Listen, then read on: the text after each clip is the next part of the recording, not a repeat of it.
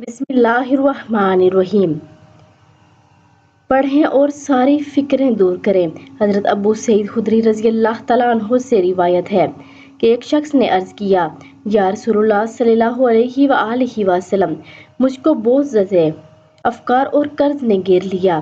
آپ صلی اللہ علیہ وآلہ وسلم نے فرمایا کہ تجھ کو ایسا کلام نہ بتلا دوں کہ اس کے پڑھنے سے اللہ تعالیٰ تیری ساری فکریں دور کر دیں اور تیرا سارا قرض بھی ادا کر دیں۔ اس شخص نے عرض کیا، بہت خوب۔ فرمایا، صبح و شام یہ کہا کرو، اللہم انی اعوذ بک من الہم والحزن واعوذ بک من العجز والکسل واعوذ بک من الجبن والبخل واعوذ بک من الغلبۃ الدین وقہر الرجال۔